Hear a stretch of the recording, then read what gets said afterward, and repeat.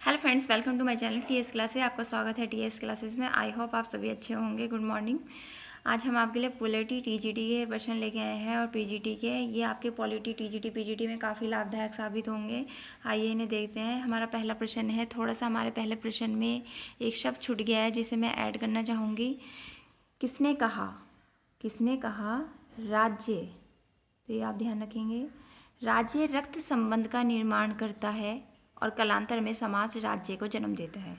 किसने कहा है राज्य रक्त संबंध का निर्माण करता है और कालांतर में समाज राज्य को जन्म देता है? तो ये आपका कथन है मैकाइवर। तो आप ये ध्यान रखेंगे, जहाँ भी रक्त संबंध से और राज्य की उत्पत्ति से बात आ जाए, राज्य का निर्माण कौन करता है, रक्त संबंध करता है और समाज राज्य को जन्म देता है, तो वहाँ मैकाइवर लगाएंगे। आइए अगला देखते हैं। कौन सिद्धांत यह मानता है कि व्यक्तित्व का अधिकार, किसका अधिकार? व्यक्तित्व का अधिकार व्यक्ति का सबसे महत्वपूर्ण अधिकार है। तो देखिए इन्होंने कहा है व्यक्तित्व का अधिकार। इस पर आप ध्यान देखें, व्यक्तित्व का अधिकार व्यक्ति का सबसे महत्वपूर्ण अधिकार है। तो ये ऐसा कहने वाले हैं आपके अधिकारों का जो ये सिद्धांत कहता है, ये अधिकारों का प्रत्ययवादी सिद्धांत कहा है।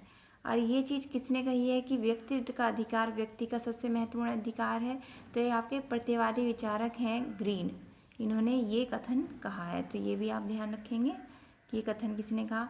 और देखिए मैं दो प्रत्ययवादी विचारक के नाम बताती हूँ जो बड़े फेमस हैं, वो हैं आपके कांट और ग्रीन। तो आप इसे ध्यान रखेंगे। आप ये सब जानकारी नोट डाउन करते जाइए। आपका टीजीटी पीजीटी का पेपर नवंबर में या दिसंबर में कराया जा सकता है। तो आप अपनी तैयारी को बूस्ट करें, हमारे चैनल से बने रहें और हमारे चैनल को प्लीज़ फ्रेंड्स सब्सक्राइब भी करें। आइए आगे देखते हैं। एक आदर्श राज्य की जनसंख्या प्लेटो ने कितनी निर्धारित की है? भाई प्लेटो ने एक आदर्श राज्य की जनसंख्या कितनी निर्धारित की है? तो ये आपके हैं 5040। कितनी की है? 5040 व्यक्ति। तो ये आप ध्यान रखेंगे। देखिए प्लेटो की एक बहुत फेमस पुस्तक है द रिपब्लिक, इसी में इन्होंने इस चीज़ का वर्णन किया है। ठीक है, आइए आगे देखते हैं। प्रश्न आपका अगला है, राजा शेर की तरह साहसी और लोमड़ी की तरह चालाक होना चाहिए। ये किसका कथन है? तो राजा शेर की तरह साहसी और लोमड़ी की तरह चालाक होना चाहिए, ये आपका मैकियावेली का कथन है। बड़ा ही फेमस कथन है। आप ये जितने भी क्वेश्चन हैं मैंने बड़े ही छांट के बनाए हैं ताकि आपके ये क्वेश्चन लगे।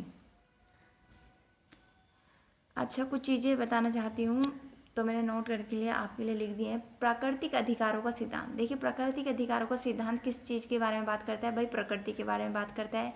और अधिकार पूर्व नागर और पूर्व सामाजिक होंगे, जो पहले से ही चले आ रहे हैं वो अधिकार होंगे। प्राकृतिक अधिकारों का सिद्धांत कहता है कि भाई प्रकृति पर ज़्यादा जोर देता है, अधिकार पूर्व नागर और पूर्व सामाजिक होंगे। तो ये आप अपना कथन याद रखेंगे जरूर। अच्छा, अधिकारों का वैज्ञानिक सिद्धांत। अधिकारों का वैज्ञानिक सिद्धांत क्या बात करते हैं? अधिकार राज्य की कृति है। भाई क्या मानते हैं? अधिकार क्या है? राज्य की कृति है। आपका नेक्स्ट है अधिकारों का ऐतिहासिक सिद्धांत। अधिकारों का ऐतिहासिक सिद्धांत मानता है कि अधिकार परंपराओं की उपज है। अधिकार क्या है? परंपराओं से पैदा हुए हैं, परंपराओं की उपज है। आइए आगे देखते हैं।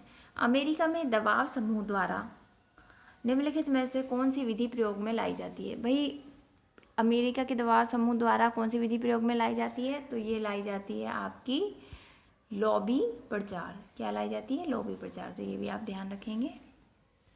किसने भारतीय संघ को सौदेबाजी का संघ कहा है? तो किसने कहा है ये बात भारतीय संघ को? तो देखिए भारतीय संघ को सौदेबाजी का संघ कहा है मॉरिस जोन्स। मैं आपको थोड़ा सा बताना चाहूँगी कि आपके जो विचारक हैं केसी वेयर, ये आपके संघवाद के सबसे बड़े विचारक हैं। केसी वेयर ने भी भारतीय संघ के बारे में टिप्पणी करी है। केसी वेयर ने भारतीय संघ को अर्ध संघवाद की संज्ञा दी है।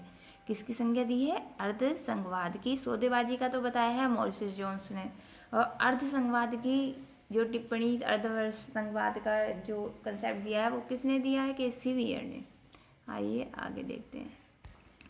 किसने कहा कि कर्तव्यों का पालन कीजिए और अधिकार आपको स्वयं ही मिल जाएंगे? तो वही ये कथन आपके गांधी जी का है कि कर्तव्यों का पालन कीजिए और अधिकार आपको स्वयं ही मिल जाएंगे। इसी प्रकार आप भी नौकरी की तैयारी करिए, नौकरी आपके पास स्वयं ही आ जाएगी अगर आप अपनी प्रिपरेशन को कंटिन्यू रखते हैं। आइए आगे देखते हैं। प्लेटो के आदर्श राज्य की विशेषता क्या है?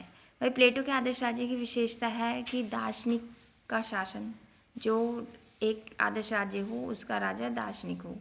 अभिभावक वर्ग के लिए संपत्ति व परिवार का साम्यवाद। देखिए अभिभावक वर्ग है जो वो संपत्ति नहीं रखेगा, सबको समान वितरण करेगा, सबके पास समान संपत्ति होगी, तो संपत्ति व परिवार का साम्यवाद।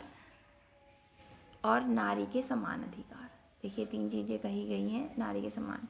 इसमें इन्होंने आदर्श राज्य की विशेषता में बताते हुए एक प्रबल चीज़ का विरोध किया है कि पुरुष प्रधान समाज नहीं होना चाहिए। अगर पुरुष प्रधान समाज होगा तो नारी पिछड़ जाएगी और ये एक आदर्श राज्य के विपरीत होगा।